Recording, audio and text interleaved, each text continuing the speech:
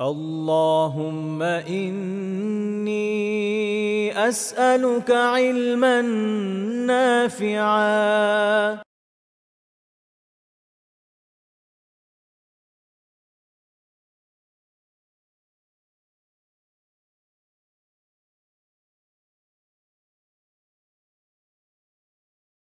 السلام عليكم ورحمة الله تعالى وبركاته. بسم الله والحمد لله والصلاة والسلام على رسول الله صلى الله عليه وسلم وعلى آله وأصحابه أجمعين. قال الله تعالى في القرآن المجيد: أعوذ بالله من الشيطان الرجيم. بسم الله الرحمن الرحيم. إن هذا القرآن يهدي للتي هي أقوم ويبشر المؤمنين الذين يعملون الصالحات أن لهم أجرا كبيرا. صدق الله العظيم.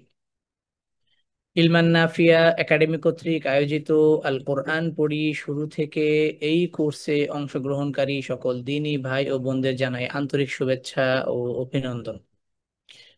আজকের ক্লাসে আমরা আলোচনা করব মিম সুকুনের অধ্যায়ে বা মিম সুকুনের আহকাম নিয়ে, এবং গত ক্লাস পর্যন্ত আমরা যে যে বিষয়গুলো নিয়ে আলোচনা করেছি তার মধ্যে আমরা নুন সুকুনের কওয়ায়েদ বা নুন সুকুনের যে আহকাম রয়েছে এবং তানউইনের যে আহকাম রয়েছে সেই আহকাম সম্পর্কে আমরা গত ক্লাস পর্যন্ত আলোচনার মধ্য দিয়ে আমরা শেষ করেছি। পাশাপাশি কোরআনুল কারীম কোরআনুল কারীমে নুন সুকুন এবং তানউইনের আহকামগুলো কিভাবে থাকবে এবং কোন কোন বিষয়গুলোকে খেয়াল করলে বা দেখলে আমরা নিশ্চিত হতে পারবো যে এটি আহ, নুন সুকুন এবং তানউইনের আহকামের যে চারটি ভাগ আছে বা চারটি প্রকার রয়েছে সেই প্রকারের যে কোনো একটি, সেই বিষয়গুলো সম্পর্কে আমরা বিত্তাফসিলান আমরা আলোচনা করেছিলাম। আজকে আমরা আলোচনা করব মিম সুকুনের আহকাম সম্পর্কে। মিম সুকুনের আহকামের আলোচনা শুরুর পূর্বে আমরা একটা বিষয় বলে রাখি, মিম সুকুনের আহকাম হচ্ছে মোট তিনটি। এর প্রথমটি হচ্ছে ইদগম, দ্বিতীয়টি হচ্ছে ইখফা, তৃতীয়টি হচ্ছে ইজহার। অতএব আজকে আমরা মিম সুকুনের আহকাম আলোচনা শুরু করবো ইনশাআল্লাহ। মিম সাকিনের যে পরিচয়। আচ্ছা, গত ক্লাস পর্যন্ত আমরা যে নুন সাকিনের যে অধ্যায়টা পড়েছিলাম সেখানে আমরা একটা বিষয় খেয়াল করি যে নুন সাকিনের সাথে আমরা একটা শব্দ আমরা যোগ করেছিলাম, সেটা নুন সাকিন এবং তানউইনের আহকাম। এভাবে আমরা শিখেছিলাম, তাই না? আচ্ছা, নুন সাকিনের সাথে তানউইনের সম্পর্কটা কি? তানউইনের সম্পর্কটা হচ্ছে যে তানউইনটা আহ দেখতে একরকম, পড়তে আরেক রকম। তানউইনকে যখন আমরা পড়ি বা তানউইন যেই হারফের সাথে যুক্ত হয় তখন আমরা যেভাবে পড়ি, তখন আমরা কিভাবে পড়ি, যে আমরা পড়ি এইভাবে, যে যেমন আহ বা ফাতহাতাইন যদি পড়ি তো আমরা কি পড়ি? বান। আমরা স্ট্রাকচারালি দেখতে পাচ্ছি যে বা আলিফ ফাতহাতাইন বান, কিন্তু যখন আমরা পড়ছি তখন পড়ছি বা ফাতহা মিম নুন সুকুন বান। মানে উচ্চারণটা হচ্ছে, তানউইনের উচ্চারণটা হচ্ছে বান, আর লেখার ক্ষেত্রে তানউইনটা আর বান, এই যে উচ্চারণটা যেটা হচ্ছে সেটা না, তাই না?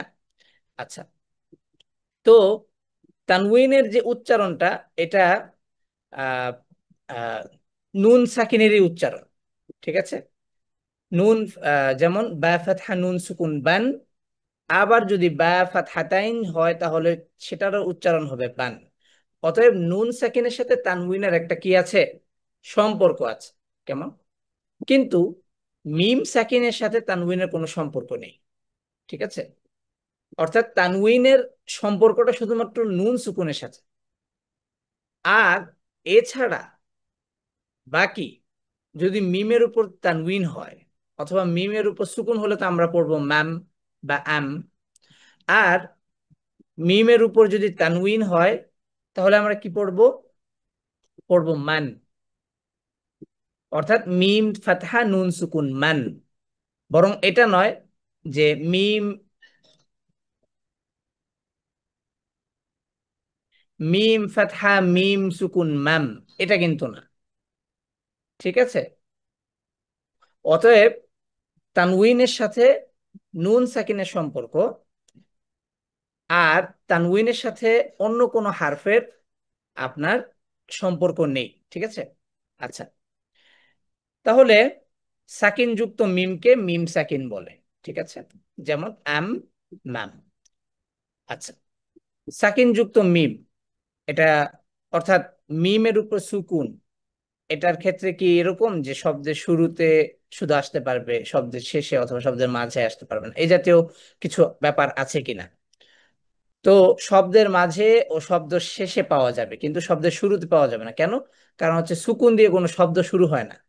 অর্থাৎ একটা শব্দ সুকুন দিয়ে শুরু হবে না, বরং ফাতহা অথবা কাসরা দিয়েই শুরু হবে অথবা দম্মা দিয়ে শুরু হবে। তার পরবর্তীতে যদি কোনো একটা সুকুন যুক্ত কোনো হারফ থাকে, যেমন উদাহরণস্বরূপ এখানে আমরা দেখি যে শব্দের শুরুতে সাকিন দিয়ে শব্দ শুরু হয় না, কারণ সাকিন একা উচ্চারিত হতে পারে না, তার আগে একটি হারেকা যুক্ত হারফ লাগে। তো শব্দের মাঝে আনআমতা, শব্দের শেষে যেমন মুআজাম। ঠিক আছে, ওকে।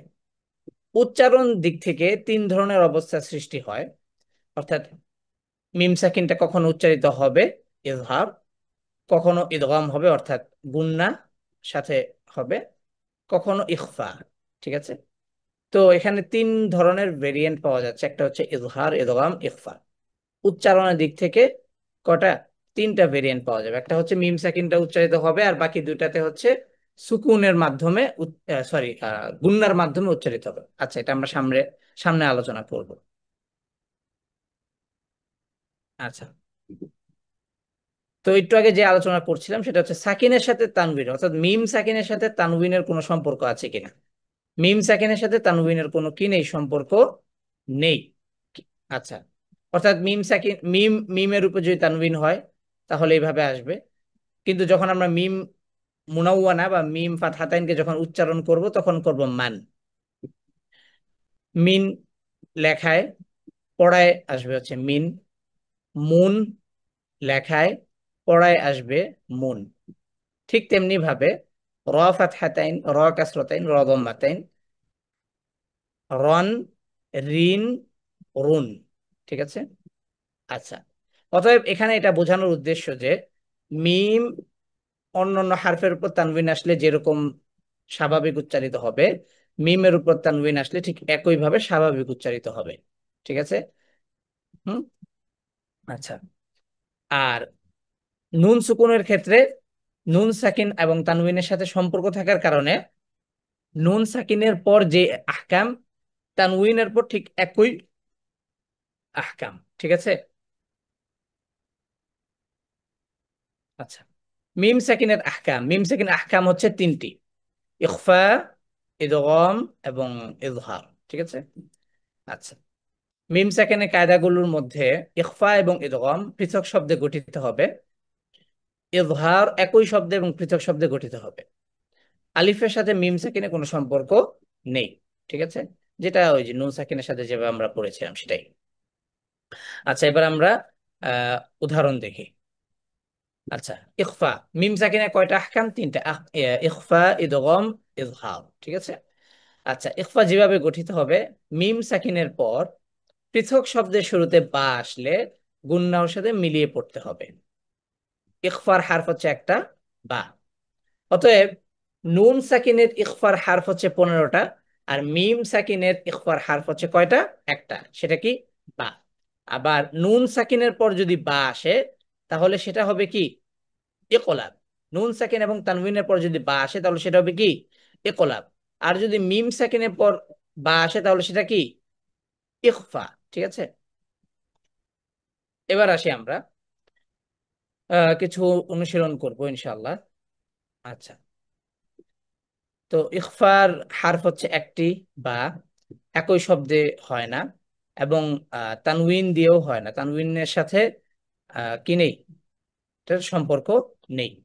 আচ্ছা, এবার দেখি পৃথক শব্দে। এটা শব্দ গঠনটা হবে পৃথক শব্দেই। তাহলে এখানে আমরা দেখি ওয়ামাই একটা শব্দ, ইয়াতাসিম তারপর হচ্ছে বিল্লাহ। তো ইয়াতাসিম শব্দটা শেষ হয়েছে মিম সুকুন দিয়ে, এবং তার পরবর্তী শব্দটা শুরু হয়েছে বা ফাতহা, বা দিয়ে শুরু হয়েছে। ওয়ামাই ইয়াতাসিম বিল্লাহি কিভাবে হবে? ওয়ামাই ইয়াতাসিম বিল্লাহি। ঠিক আছে। আচ্ছা, দ্বিতীয়ত আসি এবার। কোরআন থেকে আমরা একটু অনুশীলন দেখব। আচ্ছা, এখানে একটা বিষয় বলে রাখি। কোলাবের ক্ষেত্রে আমরা যেটা দেখেছিলাম যে আহ, ইখফার ক্ষেত্রে আমরা যেটা দেখেছিলাম, নুন সাকিনের ইখফার ক্ষেত্রে, যে নুনের উপর এবং তানবিন নুনের উপর কোনো চিহ্ন থাকবে না। তাহলে এখানে আমরা দেখি ইখফা, এটা কি মিম সুকুনের ইখফা। এখানে আমরা দেখি যে মিমের উপর কোনো চিহ্ন নেই। যখন আমরা মিমের উপর কোনো চিহ্ন দেখব না, তখন আমরা আহ তার পরবর্তী শব্দের শুরুটা আমরা খেয়াল করব। তো এখানে আমরা দেখি যে পরবর্তী শব্দের শুরুটা হচ্ছে বা দিয়ে, তারমিহিম বিহিজারাতিম, তারমিহিম বিহিজারাতিম। অতএব এখানে একটা বিষয় বলে রাখি, সেটা হচ্ছে যে যদি আমরা দেখি মিমের উপর কোনো চিহ্ন নেই, তার মানে তার পরবর্তী হারফটা বাও হতে পারে, তার পরবর্তী হারফটা গুণনা দিয়ে এটার সাথে কানেক্ট হবে। ঠিক আছে, তার পরবর্তী হারফের সাথে বা পরবর্তী শব্দের সাথে গুণনার সাথে কানেক্ট হবে। এই ক্ষেত্রে আমরা হচ্ছে মিমকে আমরা কি দেখব? কোনো চিহ্ন ছাড়া দেখব। ঠিক আছে, মিমকে আমরা চিহ্ন ছাড়া দেখব। পাশাপাশি তার পরবর্তী শব্দটা শুরুটা দেখবো আমরা। দেখি, যদি দেখি যে বা, তার মানে তখন আমরা এটা ধরে নিব যে এটা কি হয়েছে, মিম সুকুনের বা মিম সুকুনের যে আহকামের মধ্যে যে ইখফা আছে, প্রথম যে নিয়মটা সেটা হয়েছে। অতএব এখানে দুটি শব্দ মিলিয়ে পড়তে হলে আমাকে কিভাবে পড়তে হবে? গুণনার সাথে মিলিয়ে পড়তে হবে। তাও মিহিম বিহিজারাতিম মিন সিজিল। ঠিক আছে, ওকে। এই যে তাও মিহিম বি। আচ্ছা, ওকে। ইদগাম, আমরা জানি যে ইদগাম এটা পৃথক শব্দেই গঠিত হয়। ইদগামের ক্ষেত্রে একই শব্দে নয়। তো এক্ষেত্রে আমরা দেখতে পাচ্ছি মিম সাকিনের পর পৃথক শব্দের শুরুতে মিম আসলে গুণনার সাথে মিলিয়ে পড়তে হবে। ইদগামের হারফ হচ্ছে একটি, সেটা হচ্ছে বা। আচ্ছা, এবার আমরা উদাহরণ দেখি। মিম সুকুনের পর মিম, লাহুম মাগফিরাহ, লাহুম মা ইয়াশাউনা। ঠিক আছে। আচ্ছা, এবার দেখি আমরা, যদি মিমটা খালি এবং তার পরবর্তী শব্দের শুরুটা মিম দিয়ে যদি হয়, তাহলে আমরা মিমের উপর কি দেখবো? তাসদীদ দেখবো। আনকুম মিম বাদি যালিকা লাআল্লাকুম তাশকুরুন। ঠিক আছে, কেমন? অর্থাৎ মিম সুকুনের পর যদি ইখফার হারফ আসে, মিম সুকুনের পর যদি ইদগামের হারফ আসে, তাহলে আমরা কোরআনে কিভাবে পাবো? কোরআনে পাবো মিমের উপর কোনো চিহ্ন থাকবে না, এবং তার পরবর্তী শব্দের শুরুটা যদি বা হয়, তাহলে সেটা হবে ইখফা। আর মিমের উপর কোনো চিহ্ন নেই, কিন্তু তার পরবর্তী শব্দের শুরুর হারফটা যদি মিম হয়, তাহলে সেটা হবে ইদগম, এবং মিমের উপরটি তাসদীদ চিহ্ন থাকবে। কেন? কারণ তাসদীদ চিহ্নটা হচ্ছে ইদগমের সিম্বল। ঠিক আছে, ইদগমের সাইন। তাহলে আংকুম মিম বাদি যালিক। তো এখানে আমরা দেখতে পাচ্ছি যে আংকুম, এখানে নুনের উপর কোনো চিহ্ন নেই, এবং তার পরবর্তী কি আছে? কাফ, যেটা আমরা গত ক্লাসে শেষ করেছি, যে নুনের উপর কোনো চিহ্ন থাকবে না, কিন্তু তার পরবর্তী হারফটা যদি কাফ হয়, অর্থাৎ তার পরবর্তী হারফের সাথে গুন্নার মাধ্যমে তার পরবর্তী হারফে যেতে হবে। তো এখানে বোঝাই যাচ্ছে যে এখানে নুনটা কি হবে? ইখফা অথবা যে কোনো একটা কাওয়ায়েদ হবে, কিন্তু গুন্না হবে। আংকুম। ঠিক আছে। আবার এখানে মিম, এর উপর কোনো চিহ্ন নেই, কিন্তু তার পরবর্তী শব্দটা মিন বা আদি, এখানে মিম দিয়ে শব্দটা শুরু হয়েছে, তার মানে এখানে মিম, খালি মিম, তারপর যদি মিম থাকে এবং মিম মুসাদ্দাদা যদি থাকে, তাসদীদ যুক্ত মিম থাকে, তাহলে সেখানে আমরা ধরে নিব যে এটা কি আহ ইদগামের কাওয়ায়েদ হয়েছে। ঠিক আছে, ওকে। আচ্ছা, ইজহার। তো মিম সাকিনের পর পৃথক শব্দে এবং একই শব্দে মিম বা ব্যতীত বাকি ২৬ হারফ আসলে ইজহার তথা স্পষ্ট করে পড়বে। অর্থাৎ মিম সুকুনের পর যদি মিম এবং বা বাদে বাকি যে হারফগুলো আছে তারা যদি থাকে তাহলে সেটা কি হবে? ইজহার হবে। ঠিক আছে, এবং আলিফ। ঠিক আছে, দেখি আমরা উদাহরণ দেখি। আচ্ছা, ইজহারের ক্ষেত্রে আমরা কি পড়েছিলাম? নুন সুকুনে ইজহারে পড়েছিলাম নুনের উপর সুকুন হবে। আর মিম মিম মিম মিম সুকুনের আহকামের মধ্যে ইজহারের যে কওয়ায়েদ আছে সেখানে আমরা একই একই বিষয় দেখব। যদি আমরা দেখি যে মিমের উপর সুকুন চিহ্ন আছে, তার মানে ধরে নিব যে মিমটি এখানে ইজহার হবে, অর্থাৎ মিমের উচ্চারণটি স্পষ্টভাবে উচ্চারিত হবে এবং তার পরবর্তী হারফটি কি? ইজহার হারফ। তাহলে এই আহ, তাহলে এই পদ্ধতিতে যদি আমরা, এটাকে বলা হয় দপ্তুল মুসহাফ বা দপ্তুল কোরআন বলা হয়। অর্থাৎ এই পদ্ধতিতে যদি আমরা কাওয়ায়েদকে যদি ভুলেও যাই, কিন্তু এই বিশেষ চিহ্নের মাধ্যমে আমরা আহ এই বড় বা এই আলোচনাকে আমরা মনে রাখার একটা পদ্ধতি হিসেবে দেখতে পারি, বা এটা মনে রাখতে সহজ হবে ইনশাআল্লাহ। ঠিক আছে।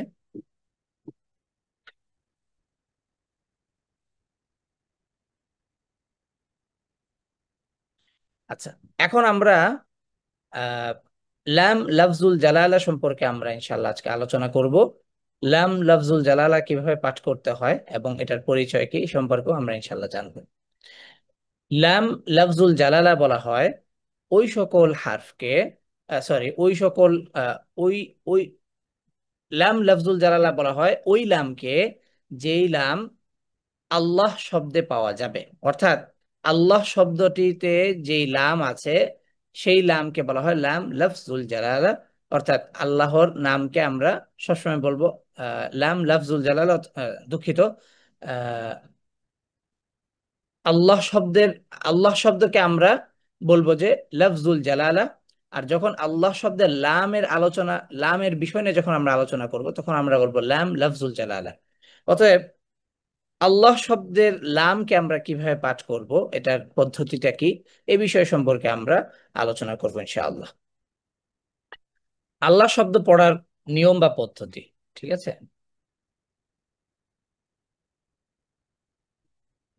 আচ্ছা, আল্লাহ শব্দটাকে যদি আমরা শুধু আল্লাহ শব্দটাকে যদি পড়ি, অর্থাৎ এখানে আমি আল্লাহ শব্দের পূর্বে আহ আমি আর কোনো আহ শব্দকে যোগ করছি না, শুধু আল্লাহ শব্দটাকে পড়বো, সেক্ষেত্রে আমরা আল্লাহ শব্দটাকে আল্লাহু এভাবে পড়ব। ঠিক আছে। আল্লাহ শব্দের শুরুটা হামজাতুল ওয়াসল দিয়ে শুরু হয়। এই বিষয়টা নিয়ে আমরা পরবর্তীতে আলোচনা করব।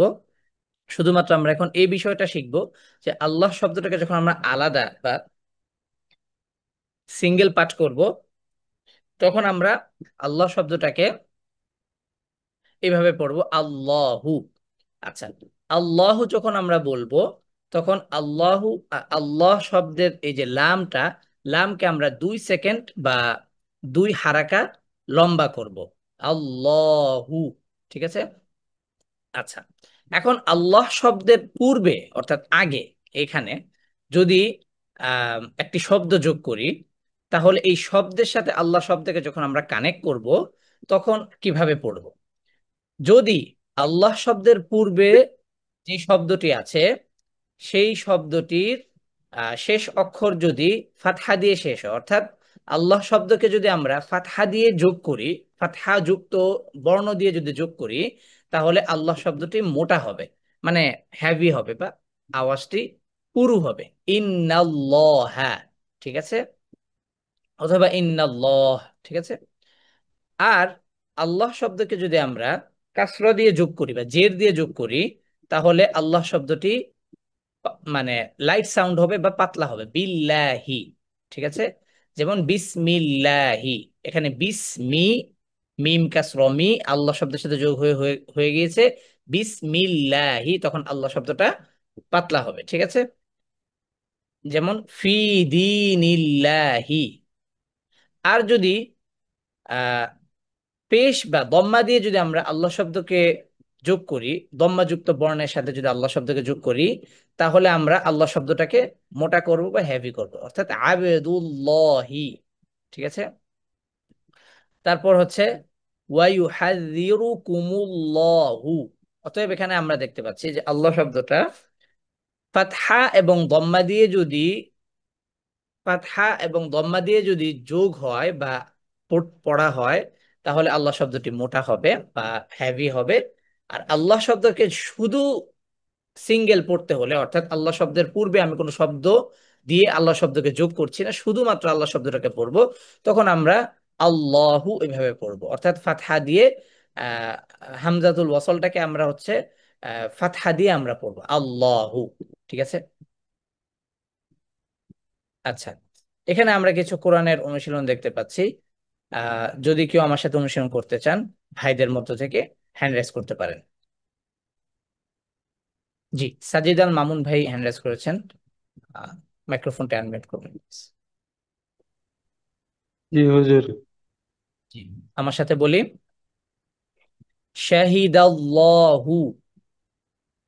শাহিদাল্লাহু। মাশাআল্লাহ। তারপর বলি আমার সাথে, ওয়াল্লাহু ওয়াল্লাহু ফি সাবিলিল্লাহি ফি সাবিলিল্লাহি ওয়া ইলাল্লাহি ওয়া ইলাল্লাহি ওয়া ইউহাযযিরুকুমুল্লাহু ওয়া ইউহাযযিরুকুমুল্লাহু ফালাইসা মিনাল্লাহি ফালাইসা মিনাল্লাহি ইলা কিতাবিল্লাহি ইলা কিতাবিল্লাহি কুলিল্লাহুম্মা কুলিল্লাহুম্মা কুলিল্লাহুম্মা কুলিল্লাহুম্মা বিআয়াতিল্লাহি। বিআয়াতিল্লাহি। মাশাআল্লাহ, সুন্দর হয়েছে। বারাকাল্লাহু ফিকুম ওয়া ইলমিকুম ওয়া আমালিকুম। আজকে আমরা এই দুটি বিষয় নিয়ে আলোচনা করলাম। প্রথমটি ছিল আমাদের মিম সুকুনের আহকাম সম্পর্কে আমরা আলোচনা করেছি, এবং এই আহকামটি আমরা কোরআনে কিভাবে পাঠ করব এবং কিভাবে আমরা কোরআনে এই নিয়মটিকে আমরা দেখতে পাবো সেই বিষয় সম্পর্কে আমরা আলোচনা করেছি। পাশাপাশি আমরা লাম লাফজুল জালালাকে আমরা কিভাবে পাঠ করব, অর্থাৎ লাম লাফজুল জালালাকে তাকেই বলা হয় যে লামটি, আল্লাহ শব্দের লামকে লাম লাফজুল জালালা বলা হয়। এবং আল্লাহ শব্দের লামকে আমরা যখন পাঠ করছি, তখন আমরা আহ ফাতহা এবং দম্মা যুক্ত বর্ণকে যদি আমরা আল্লাহ শব্দের পূর্বে যোগ করে মিলিয়ে পড়ি, তখন আমরা আল্লাহ শব্দকে হ্যাভি বা মোটা করে পড়ব। আর আল্লাহ শব্দকে যখন আমরা কাসরা যুক্ত বর্ণ দিয়ে যদি আল্লাহ শব্দকে যোগ করি, তাহলে আমরা আহ পাতলা করে বা লাইট সাউন্ডে পড়ব। পাশাপাশি আল্লাহ শব্দকে যদি শুধুমাত্র আল্লাহ শব্দটাকে যদি পড়ি, কোন এর আগে বা আল্লাহ শব্দের পূর্বে কোনো শব্দ যোগ না করে, তাহলে আমরা আহ তাহলে আমরা এভাবে পাঠ করব আল্লাহু। অর্থাৎ আল্লাহ শব্দটা যখন আমরা লিখছি, তখন আমরা দিচ্ছি প্রথমে হামজাতুল ওয়াসল, তারপর দিচ্ছি দুই লাম, তারপর দিচ্ছি হা। তো এক্ষেত্রে আমরা হামজাতুল ওয়াসলকে আমরা এখানে ফাতহা দিয়ে আমরা পড়বো অলওয়েজ। ঠিক আছে, আল্লাহু। আর যখনই আল্লাহ শব্দের পূর্বে কোনো বর্ণ কোনো বর্ণ অথবা কোনো শব্দকে যদি আমরা যোগ করতে চাই, তাহলে ফাতহা যুক্ত বর্ণ দিয়ে যদি আমরা আল্লাহ শব্দকে যোগ করি, তাহলে আল্লাহ শব্দটি মোটা হবে, কাসর দিয়ে করলে পাতলা হবে, দম্মা দিয়ে করলে মোটা হবে। এই ছিল আজকে আমাদের আলোচনার বিষয়বস্তু। আল্লাহ তাআলা আমাদের সবাইকে এই আজকের আলোচনার যে বিষয়গুলো আমরা আলোচনা করেছি সেগুলোকে পুনরাবৃত্তি করে নিজেদের তেলাওয়াতের মানকে এবং নিজেদের আহ তাজউইদের ইলমি জ্ঞানের দিক থেকে আমরা যেন আরো বেশি সমৃদ্ধ হতে পারি। আল্লাহ তাআলা আমাদেরকে সেই তৌফিক দান করুক, আমিন। সুবহানাকাল্লাহুম্মা ওয়া বিহামদিকা আশহাদু আল্লা ইলাহা ইল্লাল্লাহু ওয়াহদাহু লা শারীকা লাহ আহাদান সামাদান লাম ইয়ালিদ ওয়া লাম ইউলাদ আল্লাহুম্মা সাল্লি ওয়া সাল্লিম ওয়া বারিক আলা সাইয়্যিদিনা মুহাম্মদ ওয়া আলা আলিহি ওয়া আসহাবিহি আজমাইন আমিন ওয়া সালামু আলাইনা ওয়া আলা ইবাদিল্লাহিস সালিহিন।